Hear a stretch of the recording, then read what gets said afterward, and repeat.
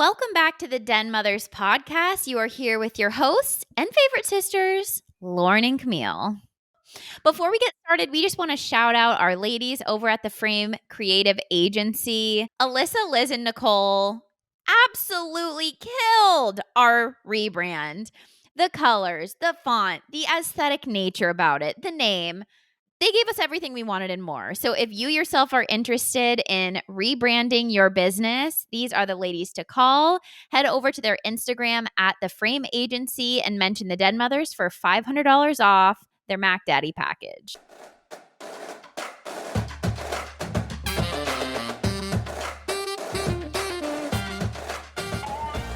Ow, ow, ow. Okay, so this is our first episode recording apart, which is devastating. It's sad. It's sad and I miss you. Sad and I miss you. Yeah. Different seeing you on a screen. But you know what? It's kind of fun doing it on the screen because I can look at you the whole time. When we're recording next to each other, I'm having to look at the camera and not you. Yeah, I always get a horrible kink in my neck because I'm wanting to look at you, but I'm having to look straight, and then the mic is kind of here. Yeah, So it's like, yeah. I can never make it happen. So I guess there are pros and cons. My audio's always terrible when we're together, I feel like, because I cannot help but to look at you. It's like against my nature. No, yeah, I know. you can't help it. No. So, okay, so today's episode, we are talking all about spiritual anxiety healing. Wow. This is something that's very important to me. It's something that I coach on. It's something that I practice. I have studied it.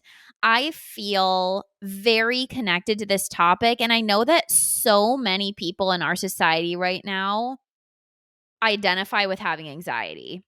Yes. And I'm really excited to talk about sort of the general anxiety things, my experience with anxiety, and giving you the recipe of what I feel like actually cured my body from feeling anxious. Mm-hmm. But before we do all that, of course, we have to do our weekly update, and somebody has a funny story for us. Take it away, kid. Okay. Well, I have to do a little background, Camille. I know that we don't, there's a lot. My weekly update is actually huge just because my life has been so exciting for the last couple of weeks since we last recorded. I went on a very wild adventure through the entire Pacific Northwest, almost all the way up into Canada. So, oh my God. Shane and I have stayed at the cutest bed and breakfasts, Airbnbs. We checked into our Washington place in the middle of nowhere in the rainforest with a stream in the backyard and like a view of the Sound or whatever it's called. I forget what it is. The peninsula. It's so magnificent. So I'm recording right now from a hotel that was built in 1907 called Captain Whidbey on Whidbey Island. And we're literally just living our best lives right now. It's so good. Whidbey. Okay. So, and also I did a 7-day water fast. That's a big deal. You did 7 full days. That is just crazy.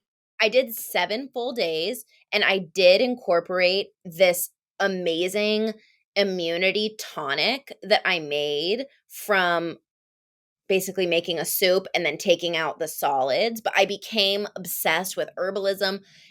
A lot is happening for me right now. I'm having a really good time. But so I was drinking some tonics and water. But I mean, I was not eating more than or drinking more than maybe 10 calories a day or, I don't know, maybe maximum 20 with the tonic. I don't know what the tonic was, but very small, very small. That is just crazy. Uh-huh. I feel like it's so psychedelic. It was so psychedelic. So much came up. I was crying. I was so pissed off. Shane thought he was going to make it 10 days. He made it 3. Yeah. So it's just. You always seem to make it more, don't you? Yes, but that's hard. 3 days is really hard. 3 days is really hard. I know a person right now doing a 3-day juice cleanse, and even that's hard.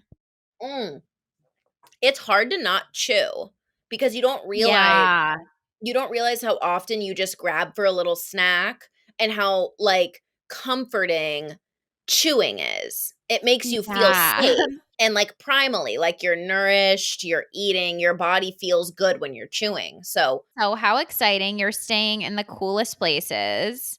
yes, the coolest places. And so at one of these places, the most ridiculous thing happened to me. So, and Camille, I was on the phone with Camille. So, Yeah.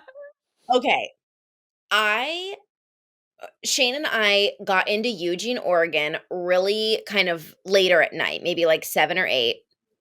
We checked into this little Airbnb called the Campbell House in Eugene. It is so cute. It's a restored, I think, early 1900s Victorian home that they turned into a bed and breakfast. Yeah. And so that was my first bed and breakfast I had ever stayed in. Anyway, we were just loving this place. It had this huge bubble bathtub, really cozy robes, a fireplace in each room. Like, it was adorable. So in the morning, Camille and I are on the phone, and I was butt naked in my room because that's how I always Well, am she's when I'm in my always butt room. naked. I'm always butt naked. I love being butt naked. It's crazy that you haven't joined a nudist colony yet. You are the perfect contestant. I know. I will join a nudist colony one day. If I could get Shane Yeah. is never butt naked, and I am always butt naked. No, it's so convenient. Like, it does not matter. She's always butt naked. Like, I love to just say butt naked, but I'll come in and she's just butt naked. Like, even if she has windows, big windows in her house, butt naked. Butt naked. And mom The other said you've day, been butt naked forever, always, why is even it as a so baby. why is it so funny saying butt naked? Yeah. Okay. I was naked in this hotel room. I didn't think anything of it. All of a sudden, work called and my laptop was charging on the floor. So I get butt naked down on the floor in child's pose, just working, no big deal. Like, imagine you in a ball, on the floor, like on my knees, working on my elbows on my laptop, but butt naked, Yeah, like butthole to the door. Okay. and completely spread open. Completely spread open, like butthole to the door. Shane's up on the bed, so it's not like sexual or anything. I was literally just working. I didn't even think twice about it. I'm butt naked on the floor working. I've been there a million times. All of a sudden, the door for my hotel room just opens up, and a a maid or a housekeeper makes direct eye contact with my brown eye. And Lauren goes, "Oh my god!" I was on the phone with her, and I'm like, "What is going on over there?" This woman just walked into our room. It was Well, 11 It was 11 o'clock on the dot, okay? Like, yes. on And the of dot. course, you were still there. Lauren and Shane are not like rule followers. So at 11, they're about to pack up. Like for me, my stuff's out the door at 10:45. No, No. she's still working with her asshole to the sky. I'm sure your bags weren't packed. No. And here comes No. the maid just doing her duty, and she has to endure something Yes. that she can She never unsee. can never unsee it. It was almost like I was doing that so she would walk in on me. Like, I don't know how to explain the angle of my asshole. It was directly at the door. She opened it and then Yeah. just saw my butthole and probably my whole entire opening to my soul too. So anyway, she ran away so fast, I Dude, never saw her again. I tried to make amends, and Shane just said, "Let it go," because she probably dude, never that wants to is see you so funny. This is the second accidental nude story you've had in a week. again. What was the other one? When your nipple was out for the ice cream people. No, not my nipple, my entire tit. Yeah, it was first your headlight and now your brown eye. I mean, where does it end? Dude, my brown eye. These She poor saw the whole bystanders are just thing. having to The look. whole thing. And of course, Shane and I are cracking up because Shane's like, only Lauren would be able to have that experience where somebody could full on see their asshole. Like, that's so vulnerable. If you think I'd be in my apartment in front of my door, I don't care where my laptop's charging, my asshole is never straight into the air aiming at my door. Yours is. That's so scary. Yes. Okay, well, dude, I would just never expect, I guess I just trust people. Like, I would never expect for somebody to not even give a little knock. Like, exactly at 11, you think that I'm already gonna be gone? Like, Okay, I'm that's pretty no, wild. I've never heard of one of them not at least knocking a little bit. knocking. And the thing is that there was no warning because this was one of those old school hotels where it's an actual key. Okay. Like, if it had been like a, plastic card, beep, beep, I would have had a second to clench up, but she just opened the door, like, as if she lived there, just no warning. Maybe she did. She's like, "Okay, get out of my room." Yeah. Dude, that is so funny. Anyway, that's the story. We'll call it brown eye to the sky. Okay, well, my week isn't as funny or exciting. I mean, I'm loving being in Tulum. I love it so much. Also, I'm gonna just say this for everybody listening. I have had some offers on Instagram for people willing to be the first to have sex with me. And Whoa. though I'm flattered, I just want everybody to know that I'm making the choice not to have sex. Right. Okay. So when I say I haven't had sex yet, it's not like hey, I haven't had sex and I really am looking. Right, it's like, "Oh, no, I haven't had sex because I'm unable." That's not the point. The point is Yeah. you're choosing to honor your body right now. I'm choosing to honor my body right now. H to my core. And Mhm. it's not that I'm not doing anything. You're Oh, not desperado. I'm definitely not desperado. I'm having some hot, make out sessions here and there. But And sex hasn't maybe you've been fandangled perhaps, we don't know. happened. Yeah. I have been, which was nice. Wait. Should I talk about my date and talk about the one weird thing that he said? Sure. Okay. Okay, I also had my first actual date. Okay, Camille went on a date. This is really big news. Yeah, it's big news. I was taken on a real date. Okay. Okay. Okay. It was from Hinge, believe it or Okay. not. I'm on the dating apps. I'm on the market again, darling. and and it was a great date. Went to a great steakhouse. I ate a steak for the first time in I don't know how long. Wow. Years. It was the best steak I've ever had in my life. So, it was great. It was a great date. Ended up having I am a person who I'm like pretty straight to the point. I, I don't know how people can casually date without getting into really deep subjects. Well, because I don't consider them really deep subjects. Like, I like to talk to people about their spirituality, their religious views, like Right. almost their politics right away because I want to know if I want to go on a second date with you, Right. you know? So, Totally. religion came up. We had very differing views, which warranted for me, it's not a second date. But something very strange happened, and this was a red flag. It was a weird See, red flag. I don't know if I can remember what this I don't is. think I I don't think I even remembered to tell you, but I was telling my girlfriend here, and I was like, "Oh my god, he did this weird thing, I have to tell you." And they were all like, "That's weird. It's What? weird." I don't know Yeah. what this is. Oh my Okay, god, you it's didn't tell me this. So okay. I feel number 1 left out, number 2 excited. I'm so sorry. Okay, it's because I thought about it when I was with them and I was like, "Oh my god, I forgot that this happened." It's kind of Okay. weird and a big deal. Okay. Anyways, we went on it was a sexy beach date. I showed up in my Saturday best, like Okay. really looking good, okay? We went walking on the beach after. we shared some kissing, okay? Whoa. Yeah, we're making out, kind of a lot. We would, like, walk, make out, okay? And Jeez. then, like, the 5th or 6th time, because we walked for, like, 30 minutes. It was a beautiful night. It was the full moon. It was cloudy but warm. Like, it was just a really cool Tulum night.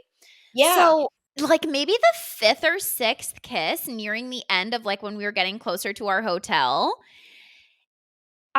he's like, "You are a great kisser, you have great lips," and I was like, "Thank you," and he goes, "But you keep doing something, and I think it might be a little thing for control," and I was like, "What?" And he's like, "You keep putting your hand on the back of my neck," and I was like, "Okay," like, I was like, "Okay," so I'm like, I don't know where to put my hands," and he goes, "Maybe just." I'm so sorry I did not tell you this, by the way.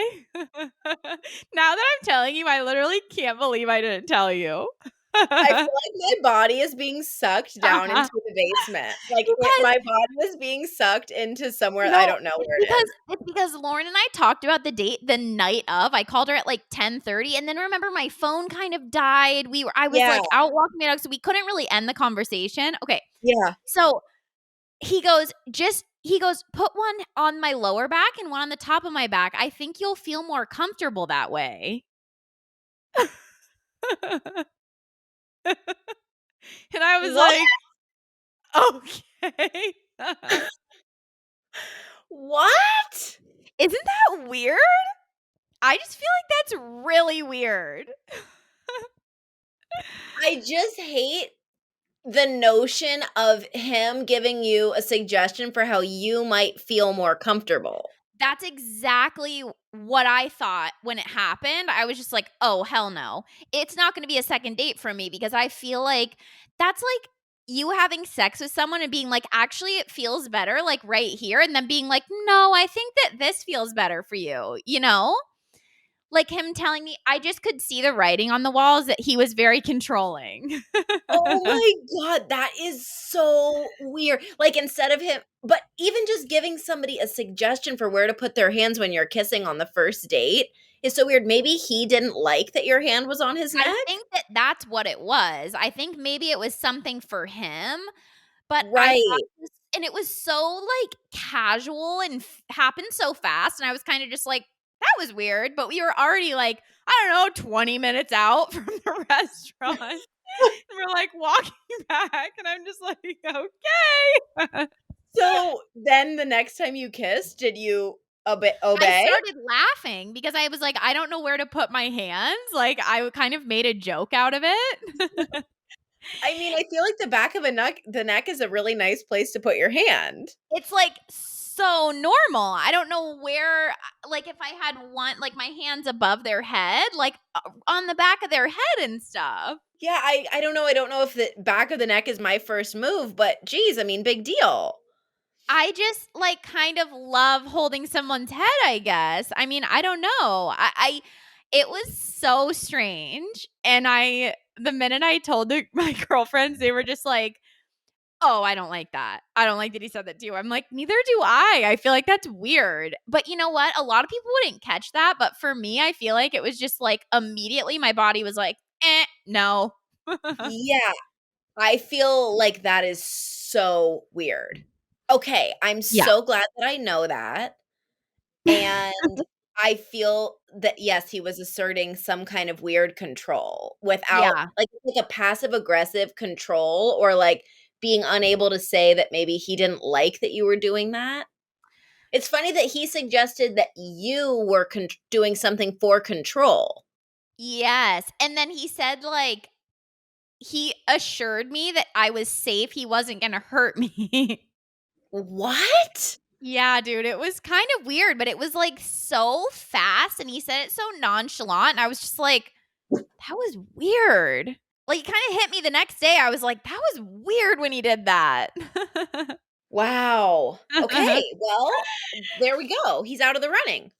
Out of the running, but that's my intro to dating, so, yes, I'm on the market, I'm taking dates, I am really excited to see where this goes. And I'm really excited for exciting date stories, by the way. I love this because for so Oh, long yeah. I was the exciting date story girl, and now it gets to be you.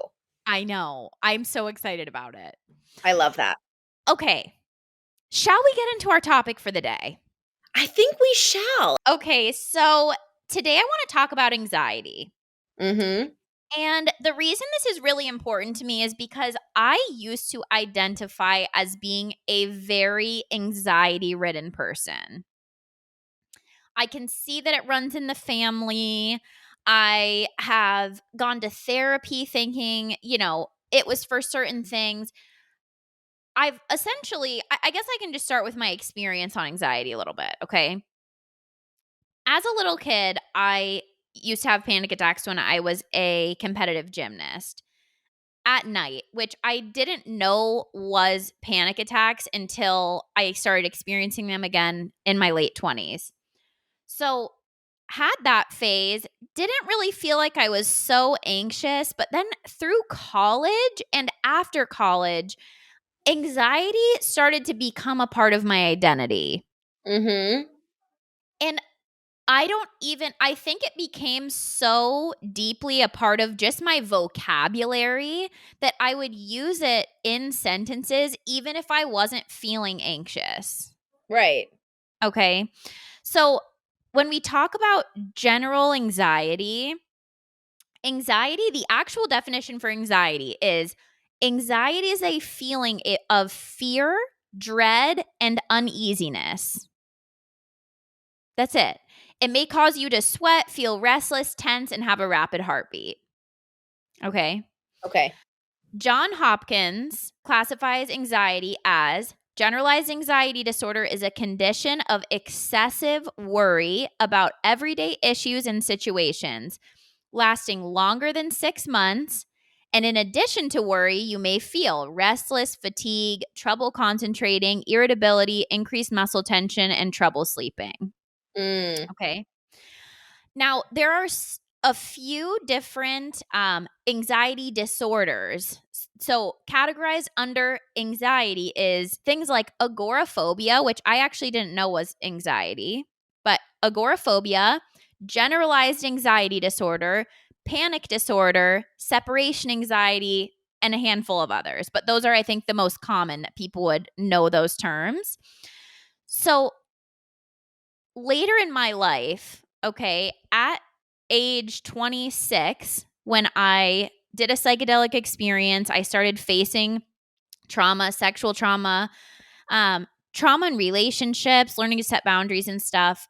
I started experiencing panic attacks again. And my therapist identified me as having panic disorder. Okay. And at first, to me, it felt very comforting. It felt comforting to know that a certain amount of other people experience the same thing. Same with Shane, Lauren's partner, who's become a teacher for me in this stuff, also had panic disorder at a Mhm. phase in his life. But what I want to keep coming back to in this episode and really talk about and bring to light, because we're talking about the spiritual healing of this, is that anxiety disorder, based on John Hopkins, is excessive worry. Okay. Now, this is a quote from Brene Brown's book, Atlas of the Heart, where she describes human emotion. Worry is not an emotion. Okay. It is a chain of negative thoughts about something bad happening in the future. Mm. So, this entire disorder that so many kids and adults suffer from is based on something that is not even an emotion. It is a string of negative thoughts. Mm. And yet, the way that we treat it, mostly in Western culture, is with medication. Mhm. Okay. So, I am by no means a psychiatrist or a doctor, but this is just based on research. This is based on fact, based on some of the best psychiatrists, doctors in the country. Mhm. Okay. So, the reason I want to talk about this today is because I feel like a huge part of my healing was actually having to break away from the idea that I do not have anxiety. Anxiety is happening to me. Mhm. Right. And so it's just like with any other identity that we like to claim. I am an engineer. I have depression. I am a sad person. That's not who you are. These are just things happening to you either externally or internally based on typically perpetuating thoughts. Right. Right. That's so So, good. yeah. And I feel like this is important because as a society right now, I feel like we really love to cling on to identity, maybe even more than before, just because social media and everybody able to have a presence online right now allows you to become anything you want just based on the way you talk about yourself. Mhm. Right. And that is great in so many ways. It allows people to feel like they're home. And also, claiming something so deeply always ends up creating additional suffering. Right. And I talked about this on my TikTok the other day. I put out the shortest little video and I just said, I have a hot take on anxiety. You don't have anxiety. Your body is just telling you that it doesn't like the way you're living right now. Mm. Blew up because and it was half and half. Like, half the people were like, "Oh, hell yeah, I totally agree. I used to feel like I had anxiety, and it's not. I just had to quit my job. Like, I just had to Yeah. leave my husband, whatever." And then I had other people that said, "Wrong, I have anxiety." Mm. Right? So I want to just honor anybody's experience because I understand what it feels like to live inside of an anxious body. But I Mhm. want to talk about the way that I feel like I've healed anxiety and like pulling away from the identity because it's allowed me to not live in an anxious body anymore. And I want other people to feel like they have the opportunity to do the same without having to take a medication. Right.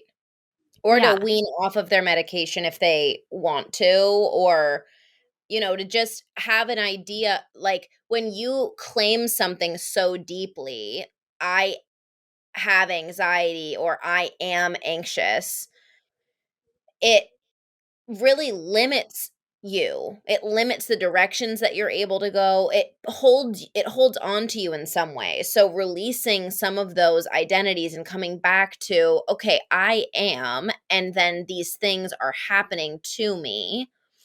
You can Yeah. start to have a little bit more control, which is what you're wanting when you have anxiety in the first place. Yes, that is exactly right. Our friend Nichelle posted a really beautiful post on this. I'll link her Instagram in the show Yeah, notes, but I I love remember just one sentence from her thing was, "Anxiety is just excitement without the breath." Mm, And I felt like that was so powerful, and even I'm reading right now Brené Brown's new book. I mentioned it already earlier, but Atlas of the Heart, and she talks about anxiety, and anxiety is the same thing as excitement, but your perception is different. right, You're worrying about things because things don't seem like they're in control, or maybe you're worrying about the future because things haven't lined up the way you thought. You didn't end up getting the job, so now you're worried about money. All of the worry is what leads to anxiety instead of thinking, "Okay, wasn't for me, let's open a new door. Now it's exciting." Right? right. It's just our perception has to shift. But that Mhm. can be hard. It can be really hard if you've identified as being anxious forever.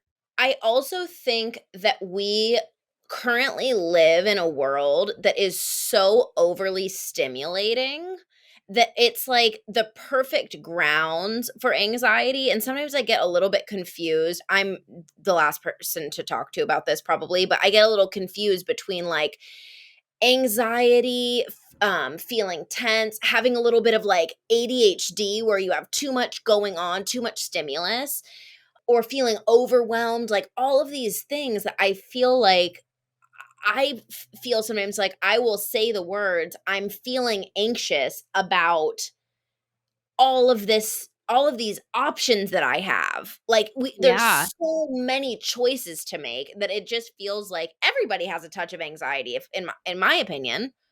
Yes, of course. Anxiety is just from negative thought. It's just worry.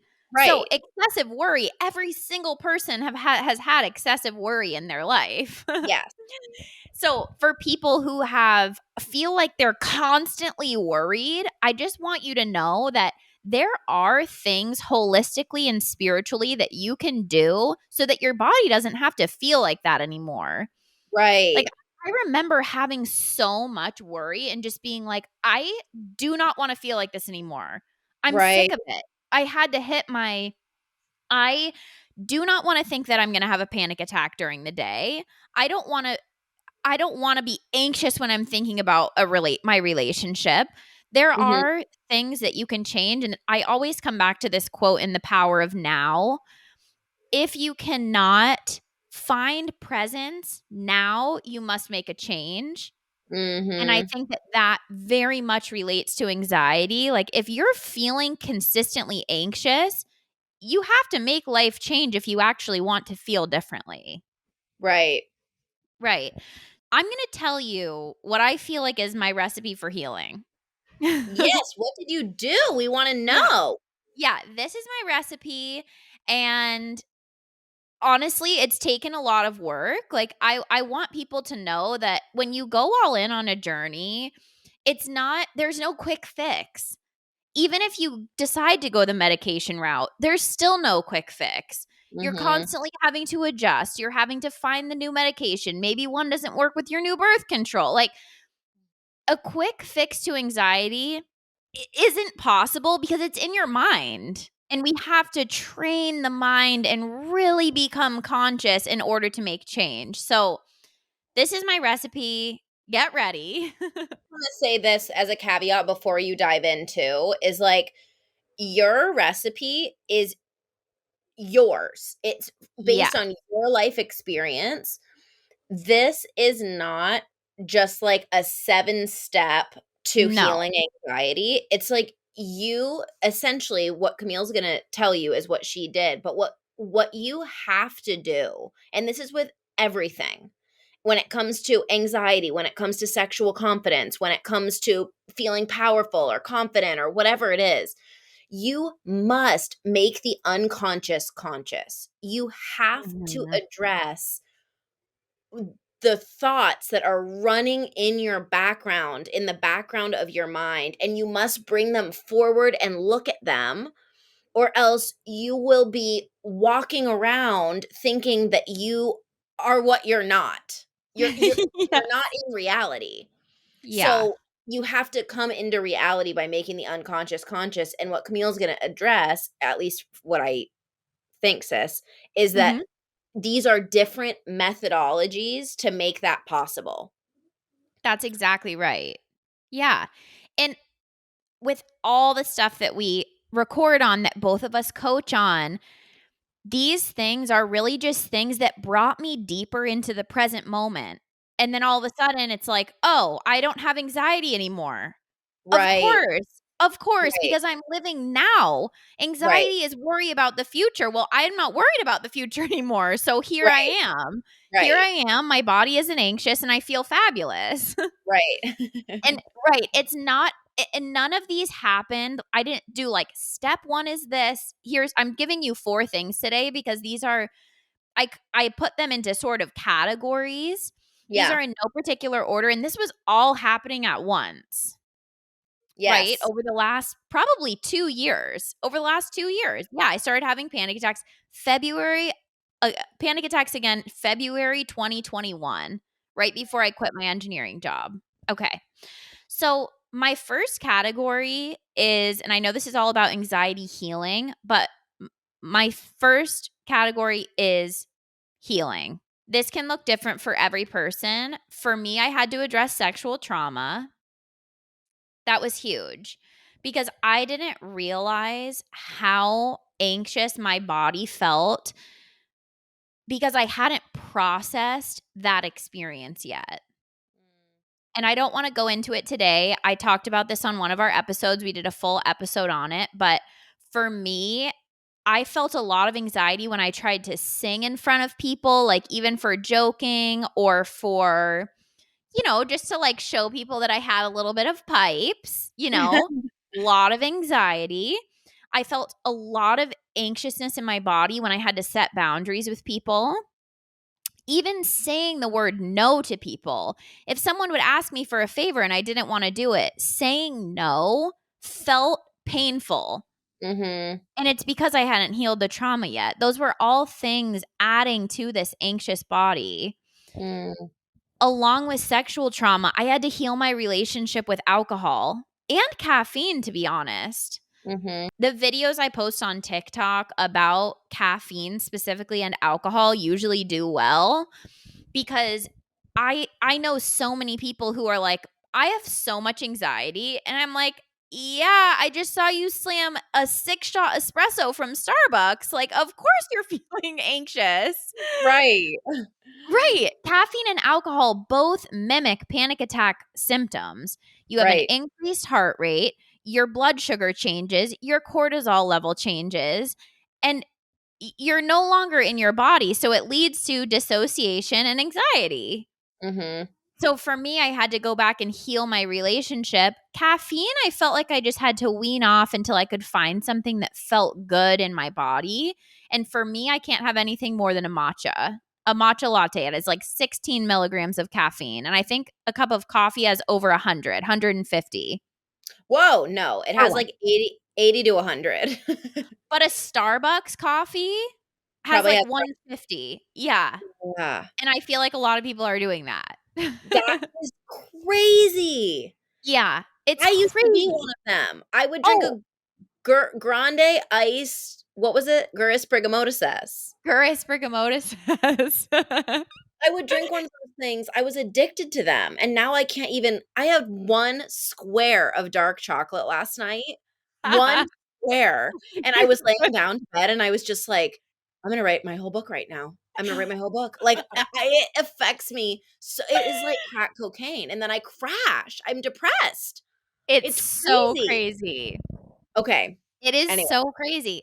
No, I feel the same. When I was in engineering, I would have a cup of coffee when I got there in the morning and then again at 2 and then usually one in between. And I'm not talking 1 cup of coffee. I'm talking like 12-ounce coffee, maybe add an espresso shot in there. And then I was having panic attacks at work and I'm like, why is this happening? It's like I wasn't drinking water. I wasn't peeing. Yeah, of course. You're just, like, passing kidney stones and having panic attacks. Yeah. Yeah. So I I highly recommend and everybody when you first get off coffee, you're literally getting off. You have to like wean off coffee. You feel tired because you're not used to not having the tired chemicals pushed down by the caffeine, okay? So they're going to come up. Muted. What's it called? What's it called? Melatonin? No. Well, yes, caffeine blocks the chemicals that you feel that make you tired. Right. I forget Right. what they are. Right. So, of course, you're going to be a little bit more tired, but I am telling you, weaning off of caffeine, you get back to your normal level. Your body remembers what it feels like to not have to take a nap. Yes. It feels Like, you're not amazing. just going to feel tired forever. People didn't have caffeine back in the day. Like it's a very new thing that coffee is this like hot trend and you're slamming it 24/7. It used to be ceremony and now it's just like give it to me in an IV. You know what I Give it mean? to me in an IV. I know, and I think it's hard because it's really cool to drink coffee. It becomes part of your it's the same thing with drinking alcohol, though. Spiritual Both of them routine. are Yeah. really hard to let go of because you're sort of it's a lifestyle. It feels really good to wake up and have your Yeah. coffee, and we're not trying to take that away from you. If you're having 1 cup of coffee a day and it feels really good and you're doing it like it's your morning thing, enjoy that. We're talking about if you're saying you have anxiety and you also are having 3 or 4 cups of coffee a day, plus caffeine in other ways or other stimulants. I mean, Yeah. people do energy drinks, they do pre-workout plus coffee. I mean, Jesus, Yes. you're just lightning bolting yourself. It's crazy. And my question to you, if you're drinking so much caffeine to kind of keep yourself alert, is what in your life are you trying to distract yourself away from? You know, like I remember just feeling bored at my job and being like, I'm just going to drink another coffee, and it's Right. like, well, maybe instead of feeling like I had to be so amped just to live my typical life, like I just had to make change. That lifestyle wasn't for me. So anyway, caffeine shifts, alcohol shifts. I've talked about this on a podcast of ours too, of why I stopped drinking alcohol. And I have one every now and then, but with all of this is kind of just a blanket statement for all of these things. When you start giving yourself a lot of self-love and TLC and really treating your body well, you can really easily see what doesn't sit well with you anymore. And this isn't just for me. Happens to every single one of my clients that they're like, yeah, I just can't drink as much, or like, I just don't feel like going out and drinking. I don't feel like having coffees. It just ends up happening that with all of these things, you'll be able to know when your body needs some of these things. And also, you'll more easily accept the signals you receive from your body. So for me, Mhm. alcohol isn't feeling good at all. It feels like my body rejects alcohol, and that feels great. And obviously, if you listen to our other episode about my journey with alcohol, it took a lot of work for me to need to shift my relationship with it because it was a lot of generational patterning as well. Mhm. Okay. One more big thing, well, I guess a couple more things for the healing, and this is just a couple examples of things that you might have to look at too, is doing some inner child healing, like seeing what was making you anxious as a child, see if those inner children just need some love and additional TLC. Mhm. Somatic releasing trauma. This is just something that helped me in my journey, but learning to dance and sing again and twerk and move my body and sing in my apartment and paint, become really creative. All of that stuff helps regulate your nervous system and will ease your anxiety. Mhm.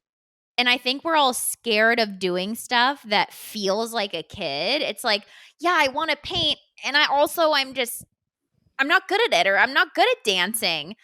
Right. It doesn't that thought is coming from a previous experience. It's not actually how the primal nature of your body feels. Your body wants to move, to create, and to sing and to dance. So all of that was number 1. Yes, that's Okay. all.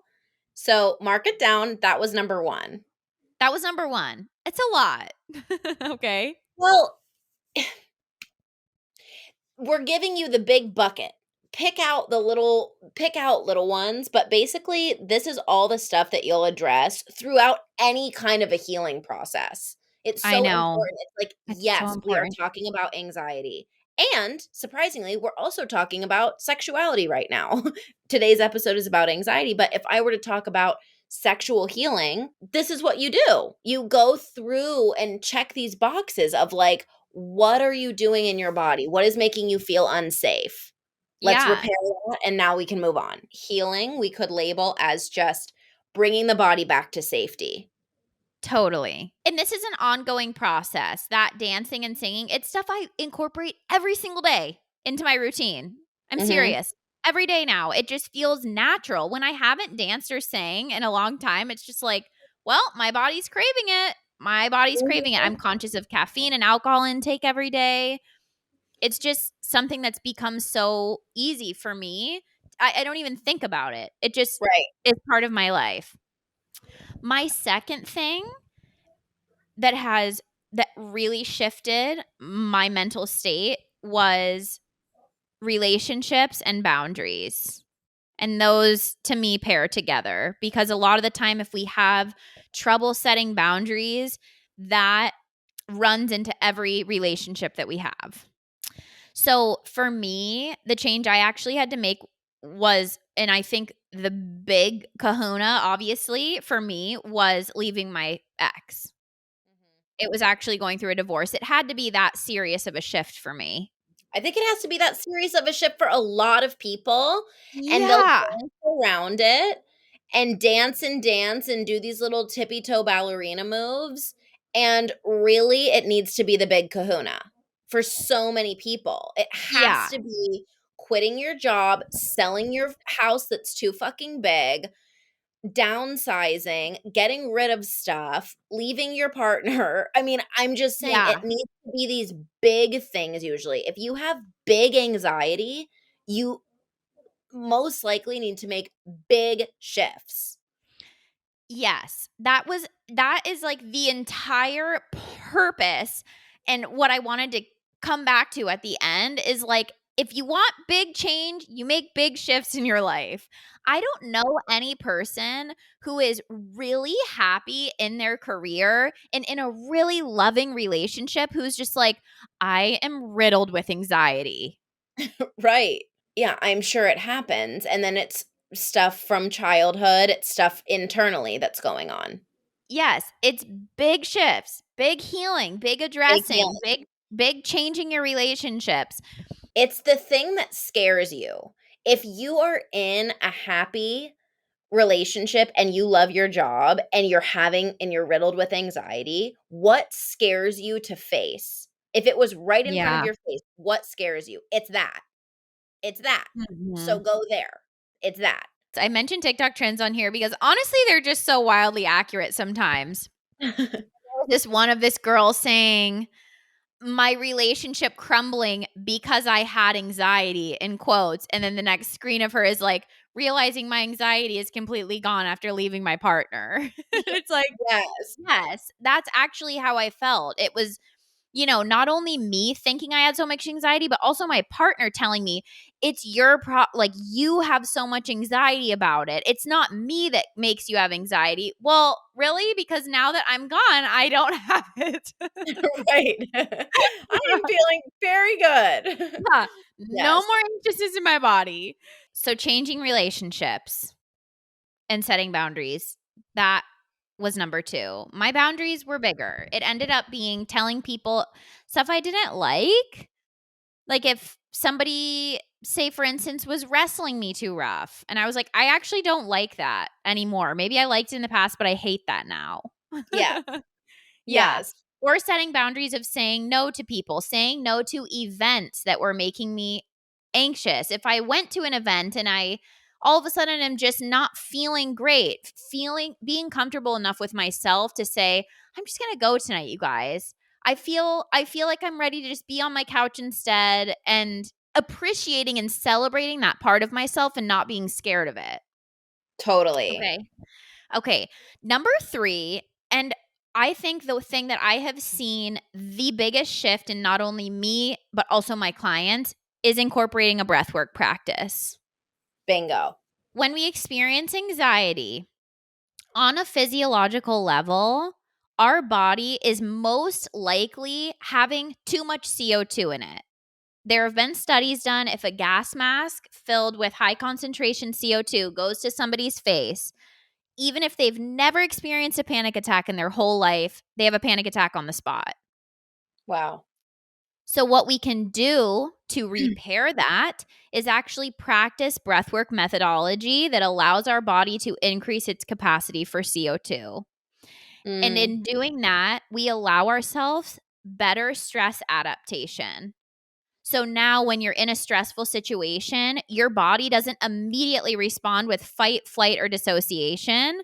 You're able to more think on a clear level, and fundamentally, your emotions are more settled. Another thing about conscious breathing and practicing conscious breath is that typically when we are breathing just normally, probably what 98% of you are doing right now, unless you all just took a conscious breath with me because you were like, oh my God, I'm not breathing very well, yeah. is that unconscious breathing happens in the reptilian brain, which runs our instincts. That's our instinct to fight, to run, flight, all of that stuff in the reptilian brain. Then we have the limbic system, which is a little bit more advanced than that. That's our emotional and feeling brain. And then we have the neocortex, which is said to be like the newest. part of our brain, which is the rational and thinking brain. Hmm. So when we're unconsciously breathing, we're living in the reptilian brain, our most ancient primal brain. When we practice conscious breathing, that happens in the neocortex, which actually allows you in your brain's level to adapt to stress in a more rational and safe way. That's So when we're amazing. in a fight or flight scenario, yes, and we are unconscious of our breath, we're typically going to respond in our reptilian brain, which is fight, scream, rage, something like that. If we're practicing conscious breathing and we can stop and take a couple breaths, we move back into the neocortex, which allows you to more rationally think. Ooh, So, physiologically, on your brain, on your body, on your nervous system, practicing breath work is so fundamentally important if you want to ease anxiety or panic. that's amazing. Love it. Yes. And amen. Rewind that section, get out your notebook, and write that down. And thank you Yeah. to Shane Hanner for teaching us that. Shout out to Shane Hanner for teaching us about that. Yes. And also shout out to the book In an Unspoken Voice by Peter Levine, who also reviews that stuff about the neocortex. Oh, okay, fabulous. Yes, Shane and Peter Levine. Both similar. No. Peter Levine's one of the best. ShaneHater.com. Okay, and the last one that I was going to couple this with breath work, but I separated into its own category because I feel like it really needed it. Yes. Before I mention what it is, I want to go back to the fact that anxiety is linked directly to worry, which again is not an emotion. Based on every single great psychologist and doctor of our time, worry is not an emotion. It is a strain of negative thoughts about the future. Okay. In order to break a strain of negative thoughts, we have to be meditating. We have to be meditating. Meditating is number 4, and it is so important. Yes. Couldn't be more important. We have to learn how crazy our mind is in the first place to even recognize when the change is occurring. Yes. So, I have been practicing breath work and meditation now for over a year consistently every day. Mm-hmm. And I have noticed I can notice so much faster now when my brain is getting wrapped up in the future, and that could spiral quickly into anxiety or a panic attack, even. But if you can catch the thought and just come back over and over and over to presence and slow down over and over, there's no room in your body to feel anxiety or panic if you're Mm. consistently living in the present moment. So we must, and you can't just meditate one day and be like, perfect, I am carrying this into my life. It is so important to train our minds. And I posted something on this recently. If you want to become more present throughout your day, in my opinion, you have to begin with a meditation practice because we do not even know what stillness and silence feels like if we can't be in that space practicing our meditation. Yeah, it's so important. It's so important. Even over breath work for me, I love breath work as well, but meditation is the thing for me that is just if you are not practicing noticing your thoughts when you're sitting still, how will you practice noticing your thoughts when you're in an environment that is chaotic? You won't. You It's won't. so important. So that's what meditation is, and feel like it's important to reiterate that. One of the ways it can be interpreted is just you're practicing noticing your mind in a calm, safe, and still environment so that when you're not in a calm, safe, and still environment, you can practice noticing your mind. And you can Yeah. notice when it's giving you all of the stimulus that is making up for you. The mind is a complex entity. Yeah. And so the more we dedicate and devote ourselves to learning its number one pathways, the more we can come back into center and remind ourselves, oh no, oh, that's just a thought. I'm actually safe right now. I don't need to be worrying. I'm totally safe. Yes. I'm Yeah. safe right now, actually. And we can actually say that. I actually say that to myself. Me too. I'll notice when my thoughts are taking me into a place where my heart feels tight. Like, it happened today. Molly Mhm. was barking in the hotel. I got a call from the hotel. Your dog's barking. You need to come back. My heart rate immediately went up. I was thinking, oh my God, we have to get back there as fast as we can. I don't want to be speeding, blah, blah, blah, blah, blah. And before I knew it, my heart's tight. I'm kind of pissed off. And it's like, hang on. Oh, I know how to do this. Hey, I'm safe. I'm doing the best I can. I'll get back as soon as I can. And boom, I'm totally back into I'm in the Prius now with Shane. We're just having a good time going to get our funny dog who's barking. I mean, it's Yep. literally and that's a chaotic experience. So we have to Yes. be practicing that level of noticing the mind so that we can come back into the body and be Mhm. here because the present Yes. moment is where it's at. Over and over and over. Yeah. It's just I can't think of anything more important in my life or something that's made a bigger impact, Mhm. honestly. And again, I have heard a lot of people say, I don't even know why I have anxiety. Yes, you do. Your body and your mind knows. You just need to give it the space to feel it and have it come to the surface for you, which Mhm. sometimes is what my meditation is. I can tell what's causing unease in my life just because of the amount of thoughts that are coming up about it. And Right. this is what Shane says often. If you're getting hit over and over and over again in the face, you're not just going to stand there and take it because you're present. You're going to make a change. Right. If in your meditation, things are coming up, oh my God, my partner's not the one for me. Oh my God, I need to move out. Oh my God, over and over and over. You in meditation, yes, you tell the thoughts, thank you so much. I'll come back to you later. But you come back to those. Like, don't Yes. forget. Don't forget Yes. that you actually have to make change. Yes. You can't just Meditate. yeah, you're not an apathetic jellyfish. No, You're not so present that all of a sudden anything can just happen and you're going with the no, flow with it. It's like, no. yeah, you're not not an apathetic jellyfish. You're gonna Yeah, make a change because you notice that it feels like shit. because you know that big, courageous, confident changes are going to bring you internal peace. And they make you live a great life. Yeah. It's like, God, even if it's a mistake, I mean, this is the stuff that I love talking about. I want to have so many different segments just about how exciting it is when you start to live in the present moment because it means that you're more okay with making mistakes. Like when you have Yeah. anxiety, you're so panicked about did I make the right choice? Will I make the right choice? What should I be doing? That you're not even living in this magnificent mystical experience of being a human. You're it Yes. sucks. It doesn't feel good. So It it's like, totally sucks. if anything, if you want to feel good, try the things that Camille suggested today. Yeah. I I couldn't agree more. These things have made me feel so much more present in my mind and my body. I can't even remember what it felt like to not feel this way, to be honest. And I feel also so much more spiritually in touch with myself and with my energy.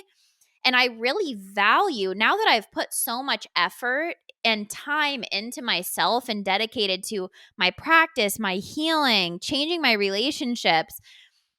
I can tell so easily when something isn't vibing with me. So I want to just tell everybody too, like, these things are great. And then it's not like you do this and you're like, perfect. Now I live in the world and I'm anxiety free. No, it's a journey. Anxiety may come up for you in little ways, but that's your time to listen. It's Mhm. time to see your body, understand your body, honor your body. You get to keep making these shifts throughout your day, your moments, your relationships so that you can keep honoring feeling good, feeling fabulous. So, my guidance for you too is self study, please. Please self-study. I absolutely love self-study. And also, I couldn't have done this alone. Mhm. I couldn't have done it without accountability, without spiritual teachings from Shane, without reading, without going to therapy, certain techniques, without being held in a women's circle for my healing. I just feel like stuck to our own devices, we easily slip back to our old habits. And sometimes you just need the extra push to actually make the change. So, therapy, coaching, somatic or shamanic work, retreats, things that are going to allow you to stay present and accountable are very, very helpful. And I also just want to give a shout out to anyone who has identified with or feels really anxious every day, because I know what that feels like. I know what it feels like, and it sucks. It Mhm. sucks to feel like you're in the anxious body forever, like you're uncomfortable. Panic attacks are the scariest thing ever. Like, I just want to know you to know that I see you and I hear you, and you do not have to live like that forever. You were not born that way. You weren't born with anxiety and panic, and your body, with help, with nervous system regulation, the things we talked about today, can get back to a resting state. So, yes, if you are wanting to hear more about this, if you're ready to invest in yourself, invest in feeling better in your body, I do offer coaching, trauma informed anxiety, spiritual healing. If you go to healwithcamille.com/offerings, you can learn more about it. Yeah, Camille, it is amazing. I just want to say I've known you for your whole life. I knew you before you identified with anxiety, during your big anxiety identifying years, and now after. And it really is incredible to see just how far you've come. It feels so much more relaxed to interact with you. It's amazing. Isn't it crazy? Yes. I'm retraining myself because I know that I gave you a lot of anxiety. So it's just like, I'll tell Camille something that would have given her a lot of anxiety before, and now she's calm as a cucumber, and I'm just like waiting for the ball to drop. It's so funny. I'm telling you, I cannot even remember what it felt like to live in an anxious state like that. Sometimes I'll get a little glimmer of it and I'm like, wow, I used to live like that all the time. That is just Right. not what I ever want to do again. Well, thank But you for you're giving me the space to talk about this. I absolutely love this. I love this work. I love talking to people about it 24/7. Yes. I'm always posting content about it. You can find me on Instagram and TikTok at Camille Joanne XO. You can find Lauren and all of her work at She Wolf Lauren, and our combined page at the Den Mothers on The everything. Den Mothers. Yes. Thank you for another amazing week in the Den. And we love you all so much, Wolfpack. We will see you next week. We love you. Ow, ow.